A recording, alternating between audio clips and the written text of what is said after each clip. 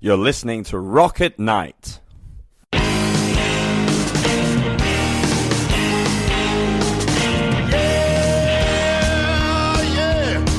you ready?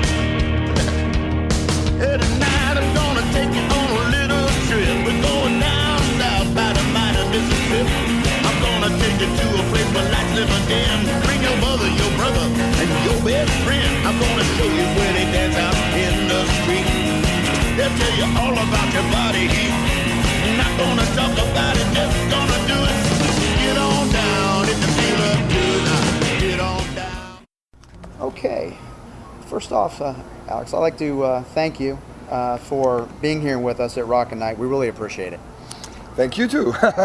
Looking forward, actually, all the interviews and the whole tour and the shows, everything is going really, really good. So have you liked it here in America? Oh yeah, touring? yeah, absolutely. What do you like best about America? As far Wow, as that's a hard question. Let's say, from this perspective, we saw everything from Rocky Mountains to desert. Yeah. And it's really exciting, all kinds of people. We also toured in Canada and did quite a lot of shows, and in the US it's going really good, and we are very happy about the warm welcome after like 2 years break. We've been here, like 2014 I think was the last tour. Okay. And so to begin with, it's been a year of transition for you and Leaves Eyes, hasn't it? Yeah, well, if you talk about the singer change, of course, that's not something comes from one day to the other, of course, and it was something, unfortunately happened in a way that, first of all, on the personal side, Liv and me broke up, but then we solved it out, that we could continue with the band, and, there was a lot of gossip going on and stuff, it's not the end of such a great and long-term relationship both ways, in private and with the band. It was not deserving such an end. I think it should have not been blown up as a whole drama, how it became, with bashing, hate groups and shit like that. That's really stupid, and it was also more like an internet thing, because we had a common statement together. Liv came together with a therapist, whatever, private thing, and suddenly her new partner was interfering in band stuff, and and also she didn't want to continue with the band suddenly anymore, and the guy talked in a way not very nice about us and stuff like that. Then we had to make a decision, because we didn't want to cancel anything, we didn't want to stop the band, we didn't want to stop making music, we didn't want to stop touring. Especially here, this tour, everything would have been in danger. So we decided to split up, and Liv does her own thing, and we continue with Leaves Eyes as a band. And we were really, really lucky to find Elena as a singer at the right time, the right place, right spot, fulfilling all the demands we have to become the new face or the new front lady of Leaves Eyes, and it's such an important role within the band that there's no question that Liv wasn't or is still an extraordinary singer and everything. But things came in across in life, and it was not in our hands anymore, and it was nothing like people were expecting. Wow, is there Alex having a new chick and is divorcing from the old, and all this nasty stuff people writing. This is absolutely not the case. Do you think that some of that was from fans that didn't want to? Not only. It was some people, they were doing this on purpose, bringing stuff up, not knowing any shit about it, Also from the surrounding of Liv, and what I don't understand why people doing this, Also, I have to say, we made a common statement. On first side, it's still on the net, you can read it, it's all said in there, what is important, right? So, we wish Liv the best, she was wishing us the best, Elena was having her welcome and introduction. Right. So it was a mutual statement, it was a mutual decision, to go separate ways. All these things coming up suddenly. When we have been in Indonesia playing the first show with Lina in front of 21,000 people in Indonesia on a festival, suddenly the own statement we set up was attacked by Liv, and I don't understand until this day why. And some people around, I have no clue. It doesn't make sense. So the other thing is, we leave all this behind. We're only looking in the future. We let the music talk. We don't want people divided, no fans and nothing. We are one metal family. I say it every night because I know here in this country was also some stuff going on with the election and people having fights with each other about politics and shit like that, or politicians bashed each other to death and stuff like that. You would go crazy if you saw everything. Yeah, it's something. We don't need it. No, nobody needs that actually, and I think we as a international global metal family scene, we should stick together. We are united forever through the music and all our lifestyle and everything we have in common, right? So there is no question about race, nation, or whatever it is. So for me, that's a very good part on the whole scene, and that's something I also can absolutely, how do you say that, consider this as my own lifestyle as well as a person, and that's, that doesn't fit to my personality and to the band if fans bashing against each other and stuff like this came up. I also looked a little bit before I came on, and I looked you up and looked at what was going on, and quite honestly, I listened to interviews, and I'm like, after I had read the negativity about you, and I'm like, I'm watching all your interviews, and I'm like, this is a nice guy. Yeah, well, I mean, really, you're a very nice guy, and I just don't get the vibe that something negative comes from your side, and I'm not blaming the other side, but I got a good feel when I listened to your interviews, and that's one of the reasons why I told the editor for the magazine I want to interview this guy and Alina because he sounds genuine. I mean, you do. Thank you very much. I think it's there's nothing I have to hide or something. The million of couples, they go separate ways, and we have been together for almost 20 years, right? 19 years or something. And and if people split up, it happened millions of times. And it's not always like black and white everything, So also not in this case. Right. Yes. I understand. So, here's an off-the-wall question. We won't be hearing about the band's name changing to Alina's Eyes, then, correct? No. Okay. First of all, Leaf's Eyes, like the band name, it was, of course, is a rock game, but Liv is written completely different. First of all, her solo band was always Liv Christine. Right. I was also producing her albums. We were also writing music, like Torso, guitar player of Leaf's Eyes, and me. We offered her even to continue help her. All these projects she was participating now, like Tanzwood, Eden's Curse, and so forth. Like all these guest appearances came out this year. I recorded them all after we split up, most of them. So you continued to be a good human being. We did that, and it was going okay. Of course, not the best situation if you just split up, but we arranged stuff. But then, like I said, when someone else came into the game, and I don't have to say more about that.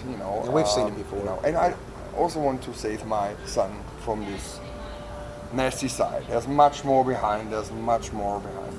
And I don't want to go out with all of this to save my son. I understand that for sure. Now you've released a new EP, Fires in the North, back in October, correct? Right. Yes. Okay. And the new EP featured Alina behind the mic for the first time. What's been the general response from fans on the new EP and the new frontwoman? Can say, first of all, the EP that we wanted to bring out something and connect it to this tour because it's a very long tour made a lot of sense. Then on the other side, it was like we had already releasing released the Edge of Steel video together with Elena. So people were kind of demanding when they saw us on the shows or have seen us all over Europe and playing, in Indonesia, in Belarus, and across Europe and everywhere on the festivals and club shows. Well, it sounds awesome with Elena. Where can we buy it? Where is there something we can buy with her singing? Also the old songs. So we said, okay, why we should not re-record like 3 of the King of Kings songs? And of course, we wrote a brand new track from scratch. We wrote it, Fires in the North.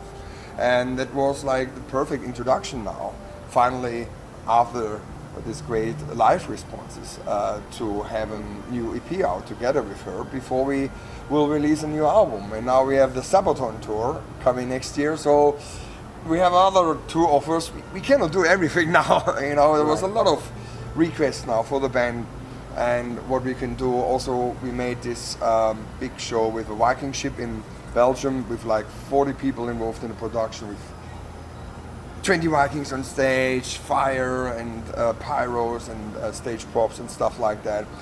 Also, people were asking, can you do it somewhere else, or is there a festival? I would like to see that too in my country, or stuff like that. So we have to sort out things with the time schedule now. And regarding the response, I can just say the EP was sold out several times now, and the label had to reprint. I heard even today, Dustin told me as well, we were even short on promos because it was just not available anymore. It was just sold out so quick. And that means there was not, expectation to sell an EP like that. And of course there was like, through all this gossip and drama going on, a lot of people wanted to check out the band and maybe just see, they're like 2 blonde singers and what's going on, who's the new one, how is she singing, how's she doing. We had like suddenly, 400,000 views on a teaser for a new video clip on Facebook. It was like, whoops, virality of like 2.1 million people or something like that. That means like in that moment a lot of people were just talking about the band, and probably a lot of them didn't even know us before or get to learn the band and thought like, wow, okay, the drama is one side, but on the other side they do good music. I like them, so we gained fans also. It's really crazy and funny way. Actually not the way I want to gain fans, with drama and gossip and rumors and shit. But at the end of the day, once they hear the music, though, the drama's gone. The drama's really gone. The drama is gone. Now it completely made another turn back to the music, which I love and which I dedicated my life to, and to metal. So that's it. Now, any plans on a new album in the not too distant future? I know you just said you got a lot of touring. Yeah, that is the thing. We will record a new album next year.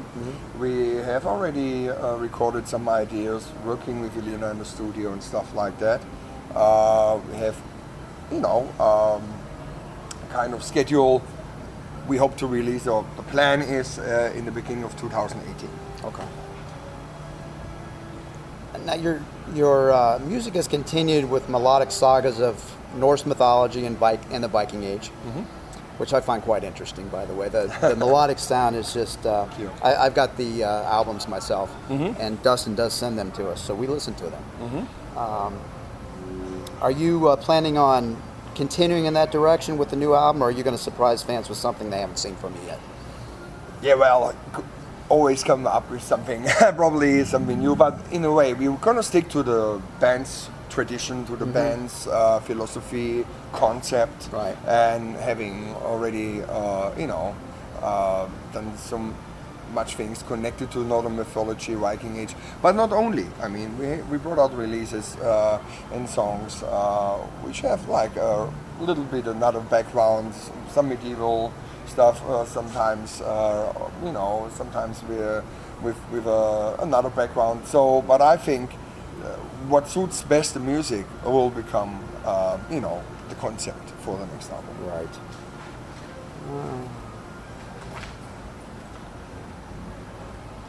Now, this is just an off the wall. I'm sarcastic. sometimes. I'm just a sarcastic guy. Yeah. So, my next question is, why is it that I see you in another life with a sword in your hand? The whole Viking thing. You look like you could play the part. And then I was surprised because I saw that I think it was Wikipedia that you're a vegetarian. Yes, I am. That's true. I am not drinking alcohol as well. You would not make a good Viking. That's not true. You mean they were Viking vegetarians? Yeah, I mean, who knows? And if they're all drinking alcohol, it's also questionable. But the thing is, to sum it all up, this like the reenactment and like the passion for Vikings and Viking age and stuff is something I have for a long time already. And my father's family, they come from the legendary Jomsborg area, in the biggest Viking community, which is in the reenactment scene, is called Jomsborg. Yeah, okay. The Jomsborg Vikings are all over the world. They have like even in Texas, from Europe, all over Scandinavia to New Zealand. They have like Jomsborg groups. So that's really, really cool. And I know those heritage. guys. Yeah, and I also know a lot of other Viking groups. It's like the ones we work together with from our area. It's a smaller group called Vejaborg. They're also really, really cool. And if we have the possibility, we bring those groups on stage with us. So we did now in some of the shows in America too. And yeah, it's one side of my family. There you can call it heritage. Liv, original singer. She's from Norway, Stavanger. So we made a lot of songs and concept about Norwegian Vikings because she is even carrying a Viking name. Right. So and my son, is half Viking, Norwegian Viking in a way. So that's there's something special there. And right. Tosu's family also.